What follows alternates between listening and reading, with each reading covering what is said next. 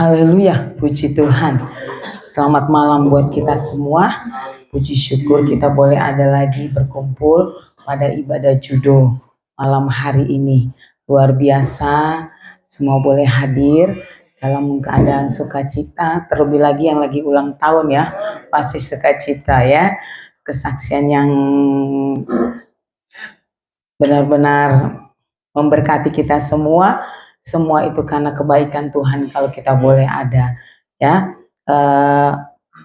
Saya juga berterima kasih sebelumnya untuk setiap pelayan-pelayan Tuhan yang ada, untuk setiap jemaat-jemaat Tuhan yang sudah mendoakan dalam acara ibadah ucapan syukur pada hari Rabu kemarin.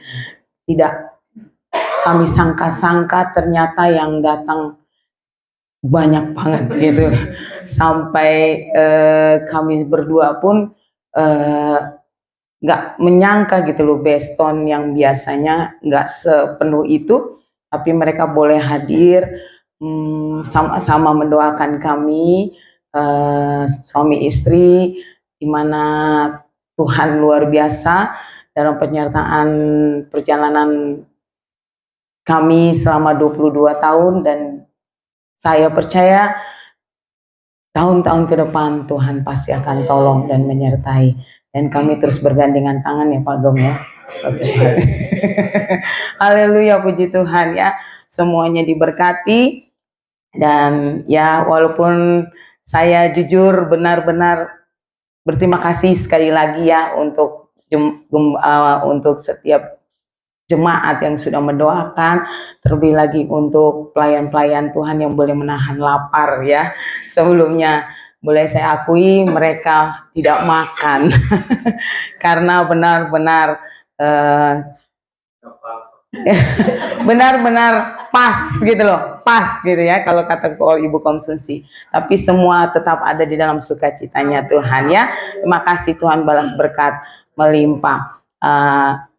Dan hari ini memang mungkin saya masih dalam keadaan kurang sehat ya. Saya percaya itu bukan karena ya dijaga-jaga udah ya, minum vitamin udah segala macem, tapi namanya faktor umur ya.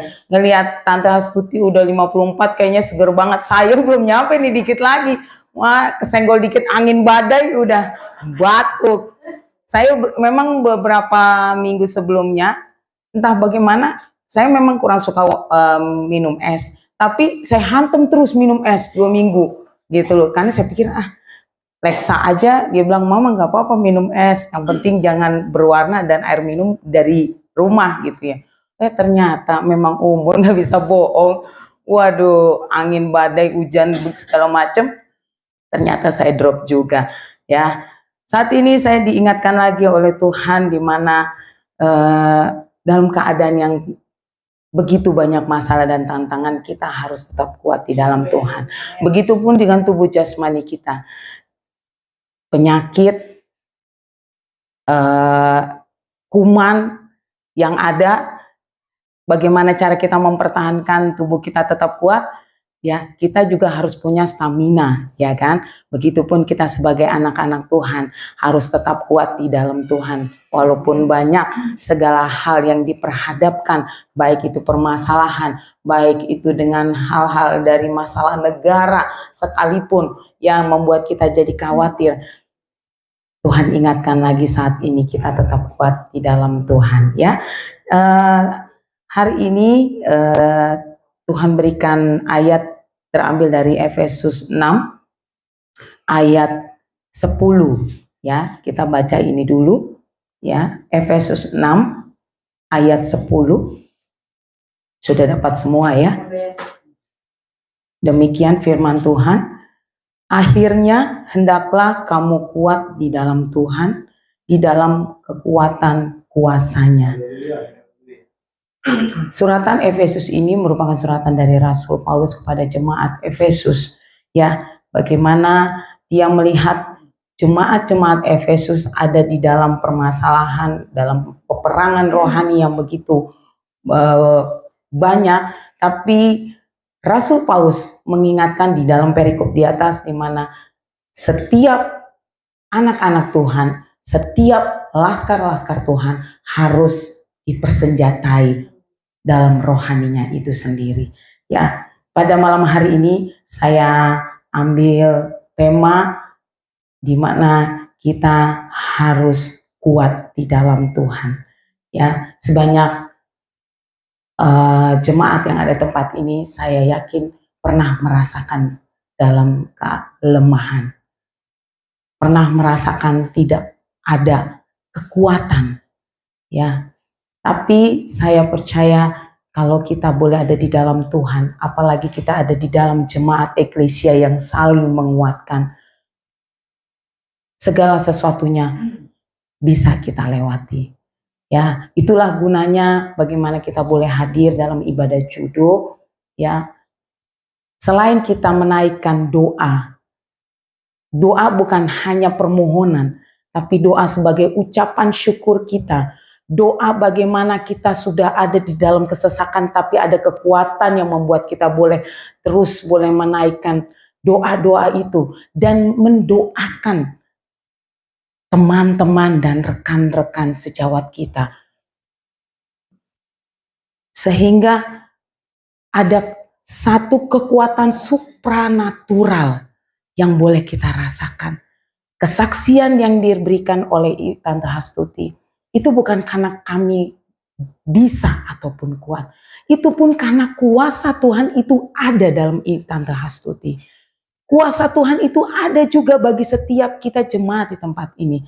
Kami yakin di saat Bapak Gembala memanggil untuk siapa yang mau didoakan, jemaat juga ikut tumpang tangan untuk setiap orang-orang yang boleh ada di depan.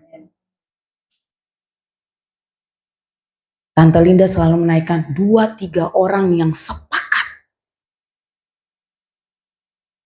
Kuasa Tuhan di situ bekerja. Dan saya bersyukur, di mana sebelumnya pernah saya sampaikan tentang ibadah yang memberkati. Itu yang harus kita kerjakan.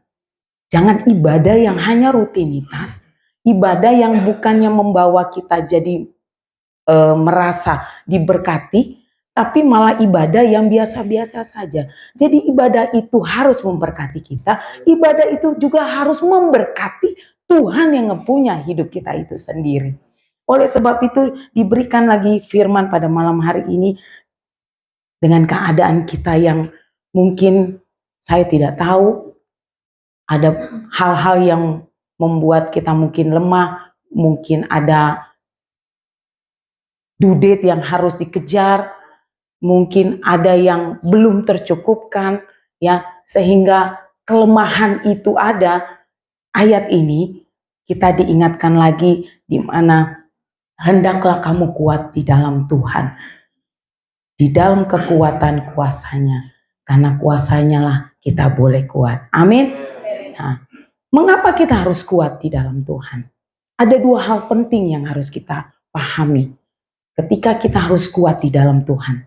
Yang pertama adalah saat kita bertanding, ataupun misalnya kayak fighting gitu ya, kayak Bung Andre, yang dia harus lakukan di saat melakukan pertahanan atau kuat, dia harus apa? Bertahan. Ketika kita kuat, pertama supaya kita harus bertahan. Itulah mengapa kita harus kuat di dalam Tuhan, supaya kita bisa bertahan dengan keadaan, gejolak, permasalahan, entah apapun yang terjadi dalam kehidupan kita, kita harus bertahan. Karena kita percaya kita sudah ada di dalam Tuhan. Amin. Kita percaya selama ini kita beribadah, selama ini kita setia di dalam Tuhan,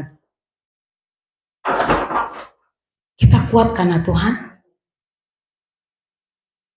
Walaupun mungkin saat ini ya yang bentar lagi akan memasuki pernikahan atau rumah tangga baru, saya yakin saya juga pernah mengalami hal itu. Ada aja nih belum tercukupkan gitu loh ya. tapi percaya pada akhirnya malah Tuhan akan memberikan melebihi dari apa yang kita berikan, yang kita pikirkan. 5 roti 2 ikan.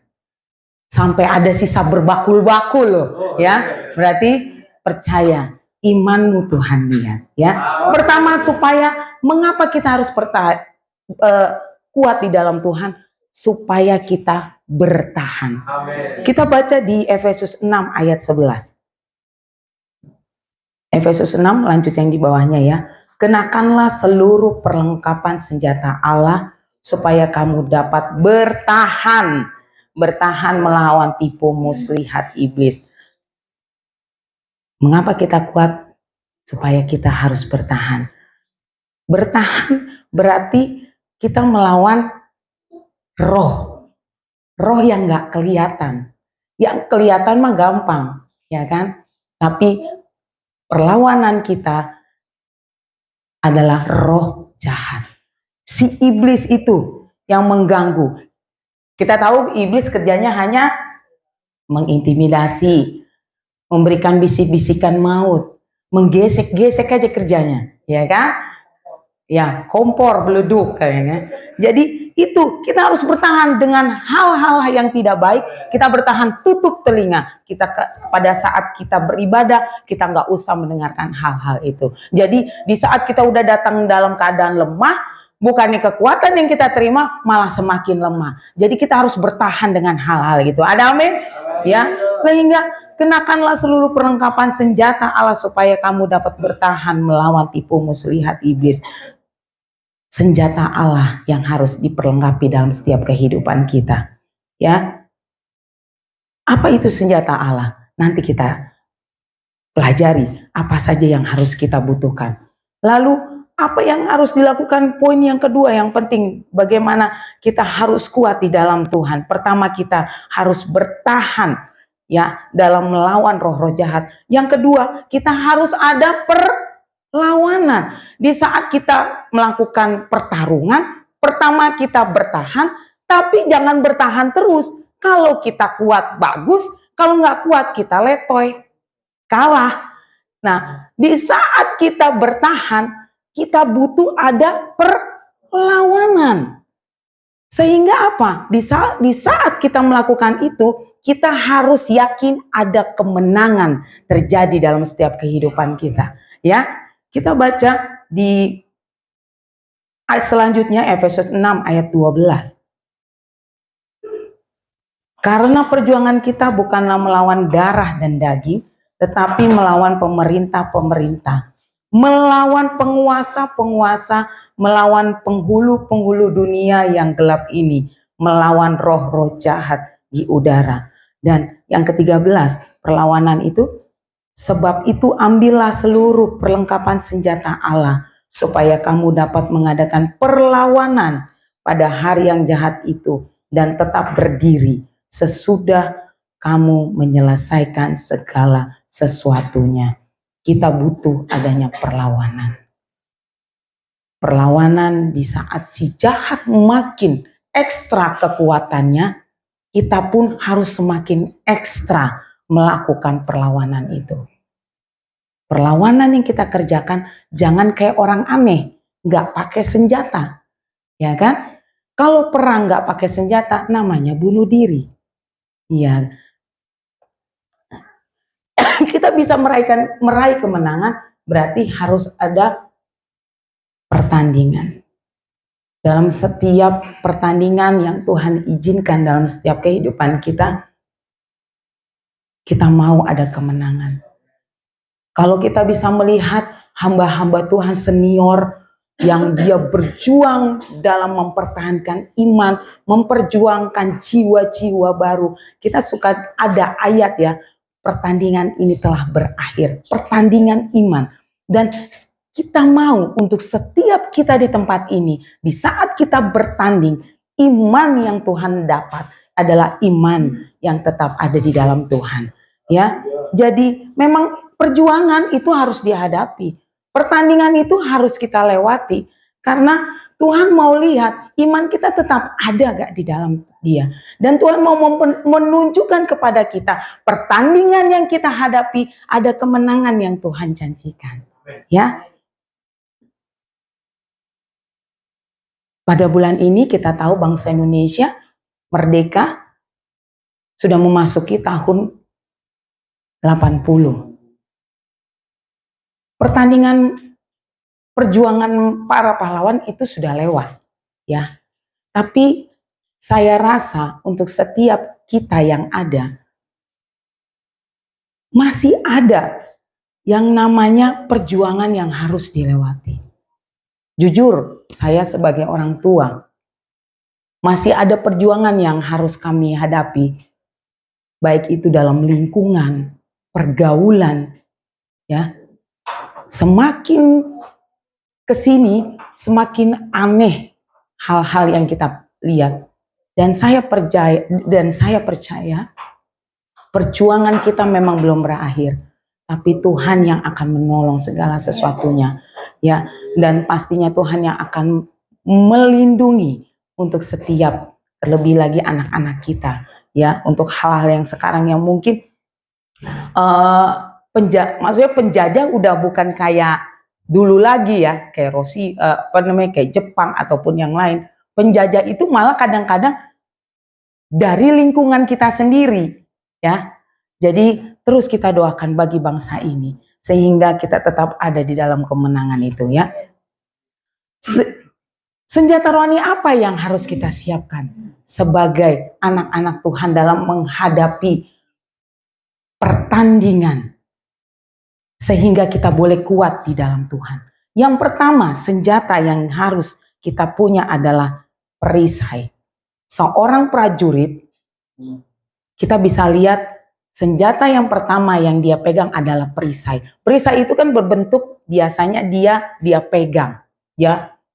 Di saat kalau para pasukan melawan musuh, yang disiapkan adalah perisai. Perisai sebagai anak-anak Tuhan itu sama dengan iman. Kita baca di Efesus selanjutnya, di Efesus 6, kita lompat di ayat 16. Senjata rohani yang pertama yang harus kita punya adalah iman.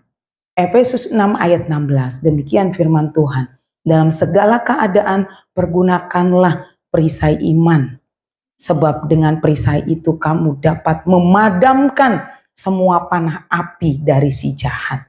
Perisai bisa menangkis yang namanya panasnya api, bisa menangkis namanya panah-panah dari si jahat. Jadi kita harus punya perisai itu, yaitu iman yang benar. Iman yang benar ada di dalam, yaitu Yesus itu sendiri.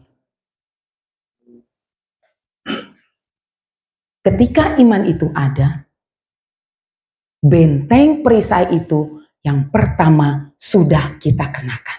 Ada amin? Amin. Sehingga jangan pernah gantikan imanmu dengan yang lain.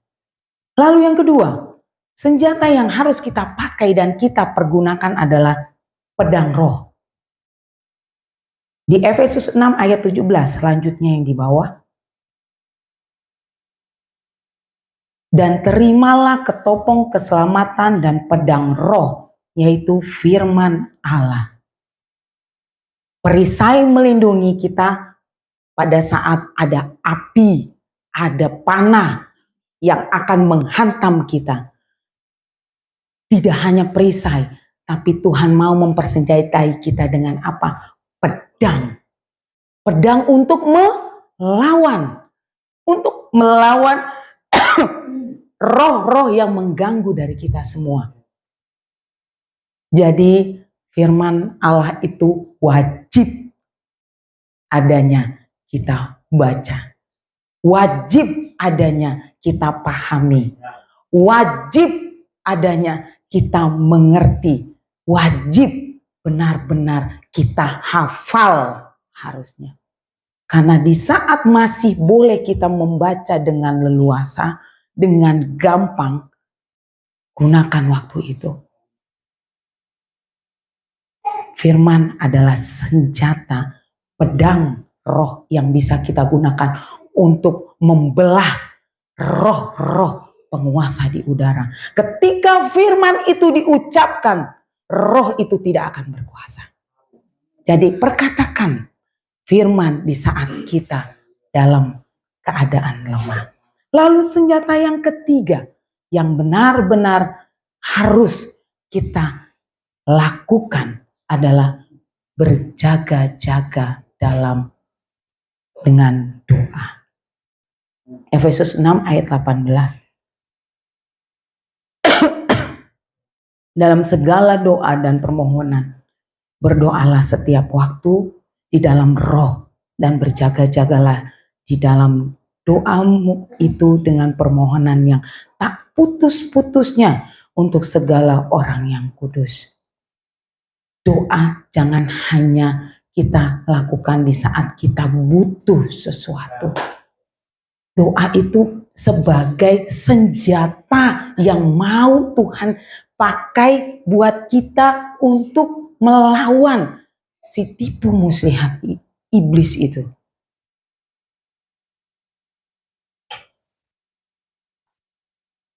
Teladan yang kita lihat adalah Yesus. Yesus berdoa di pagi hari. Yesus berdoa semalam suntuk. Jadi nggak ada waktu yang istilahnya buat dia untuk kita tidak ada meninggalkan doa. Jadi memang harus terus berjaga-jaga. Doa adalah benar-benar adalah otoritas yang Tuhan izinkan untuk menjaga setiap kehidupan kita. Jadi kalau ada namanya waktu ibadah, ada judul, ya datang. Kalau memang ada misalnya rekan-rekan kita minta didoakan, ayo doakan. Ya. Doa adalah hubungan kita bersama Tuhan. Keintiman kita kepada Tuhan. Tuh sebagai ucapan syukur kita kepada Tuhan. Bagaimana kita boleh ada sampai saat ini. Doa jangan hanya sebagai permintaan. Itu sama saja kita seperti nggak beda jauh dengan anak-anak. Ya. Tapi biarkanlah doa itu adalah menjadi kebiasaan kita. Ya, menjadi kesukaan kita. Di saat kita mungkin dalam perjalanan, kita bisa berdoa dengan menaikkan pujian, ataupun kita ada di dalam keadaan lemah sekalipun kita udah nggak bisa kuat, naikkan doa itu. Oleh sebab itu, mari kita terus kuat di dalam Tuhan. Mengapa? Karena kita pertama harus bertahan. Ketika kita bisa bertahan, kita harus adakan perlawanan. Melawan tipu muslihat iblis itu adalah dengan senjata Allah yang Tuhan perlengkapi dalam kehidupan kita. Perisai itu yaitu iman yang ada di dalam Tuhan. Pedang roh itu untuk membelah tipu muslihat itu, yaitu dengan kebenaran firman yang kita baca setiap saat, yang kita terima dalam setiap apa yang sudah disampaikan di dalam podcast, di dalam sosmed, eklesia, baca, imani. Ya, dan yang ketiga, tetap terus berjaga-jaga dalam doa. Kita tidak pernah tahu waktu kapan iblis itu akan masuk untuk menghancurkan, memporak-porandakan kita. Jangan salah. Kita sebagai hamba Tuhan, itu pun banyak dilakukan hal-hal yang membuat kita sepertinya nggak bisa ada kekuatan. Tapi kami percaya di saat kita sampaikan firman itu, roh itu tidak berkuasa. Tapi roh yang ada di dalam kita, itulah yang berkuasa. Oleh sebab itu, mari kita sebagai anak-anak Tuhan, tetap kuat di dalam Tuhan. Saya tidak pernah tahu masalah apa yang sedang dihadapi. Kalaupun ada jemaat, kita doakan. Itu karena Tuhan yang memperlengkapi kami. Itu juga karena Tuhan yang memperlengkapi untuk setiap jemaat-jemaat yang boleh ada di tempat ini, sehingga setiap permasalahan itu dimenangkan oleh Tuhan. Kita percaya pada malam hari ini, mari kita naikkan setiap doa kita. Kita naikkan ucapan syukur kita. Kita naikkan penyembahan kita. Coba kita kesampingkan keinginan kita. Kita kesampingkan permasalahan kita. Saat ini kita coba naikkan ucapan syukur kita. Dan kita percaya ada kemenangan yang akan kita terima. Nyatakan kalau Tuhan yang kita sembah adalah Tuhan yang besar. Jangan perbesar masalahmu. Jangan memperbesar hal-hal yang membuat kita jadi semakin lemah. Tapi perbesar Tuhan Allah kita. Amin. Mari kita sama kita berdoa. Kita naikkan pujian yang tadi